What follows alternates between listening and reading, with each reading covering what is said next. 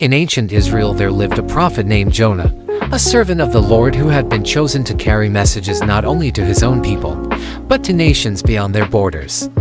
In those days the world was full of rising kingdoms and violent empires, and among them the city of Nineveh stood taller than most. Nineveh was powerful, feared, and known for its cruelty.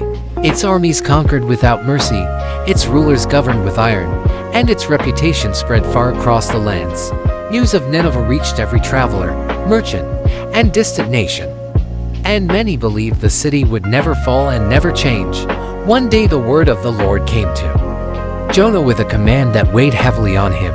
God told Jonah to go to Nineveh and warn the city that its wickedness had come up before the Lord, and that judgment was approaching. Jonah heard the command, but his heart was troubled. He knew how violent Nineveh was. He feared what they might do to a lone prophet who dared speak against them. And beyond fear, Jonah wrestled with a deeper question. Why should a merciless enemy be given a chance to repent? Why should God show compassion to a nation that had shown so little compassion to others? Jonah made his decision. Instead of traveling east toward Nineveh, he ran west toward the edge of the known world.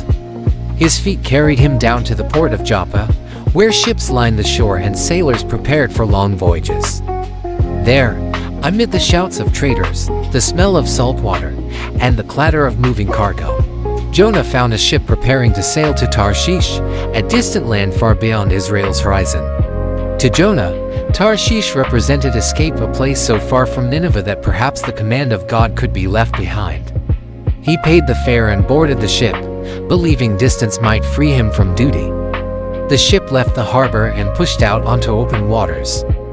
At first the sea was calm.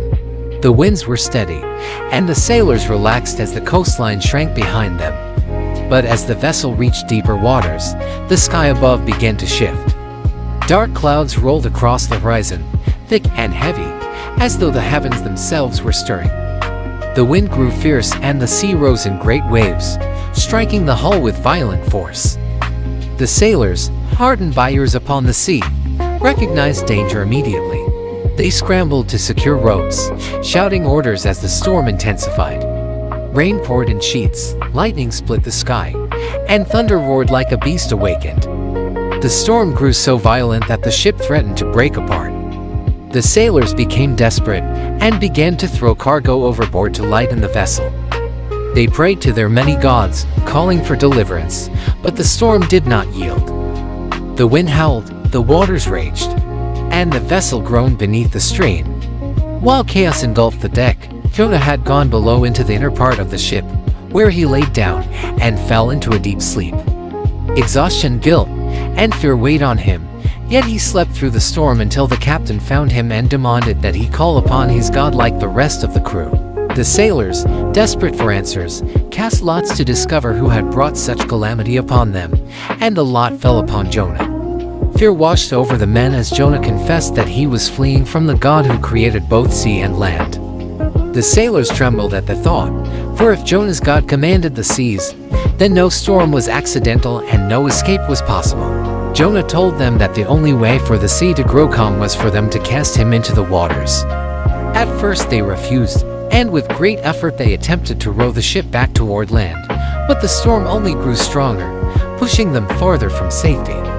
Finally, with heavy hearts and trembling hands, the sailors lifted Jonah and cast him into the raging sea. The moment Jonah touched the water, the storm ceased. The winds died, the waves calmed, and the sea settled into stillness as though it had never been disturbed.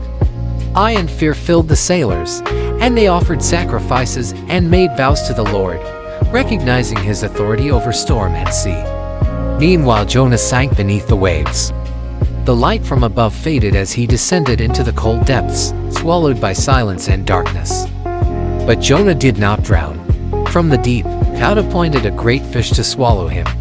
Within the belly of the creature, Jonah found himself alive, preserved by the mercy of God. 3 days and 3 nights he remained within that dark chamber, surrounded by the sounds of the deep and the slow movements of the creature that carried him.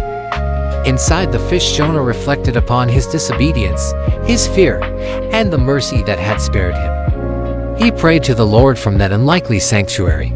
acknowledging that salvation belonged to God alone. When Jonah's heart yielded, the Lord commanded the fish, and it released Jonah onto dry land, leaving him humbled, exhausted, and alive. Once again the word of the Lord came to Jonah, "Rise, go to Nineveh." This time Jonah obeyed. He traveled across deserts and plains until the walls of Nineveh came into view. The city was enormous, filled with countless people, markets, soldiers, animals, temples, and noise.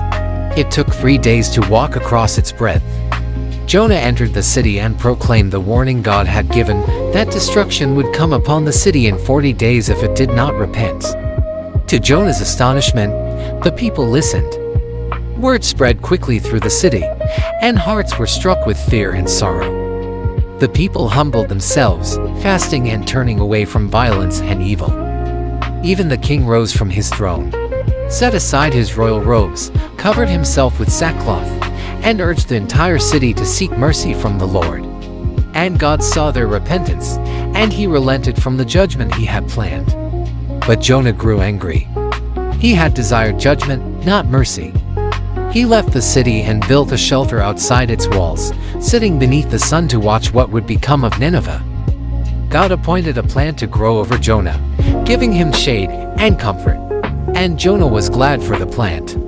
But at dawn the next day God appointed a worm that attacked the plant so that it withered. And when the sun rose God appointed a scorching wind that beat upon Jonah until he grew faint. Jonah was miserable, and in his misery the Lord spoke to him, showing him that if Jonah could care for a plant he did not plant or tend, how much more should God care for a vast city full of lives, men, women, children, and even animals, who did not know their right hand from their left. Thus Jonah learned that God's mercy reaches beyond borders and beyond enemies, for the Lord desires repentance and restoration rather than destruction. And the story of Jonah remains a testimony to the God who pursues, the God who forgives, and the God whose compassion extends even to those who seem most undeserving.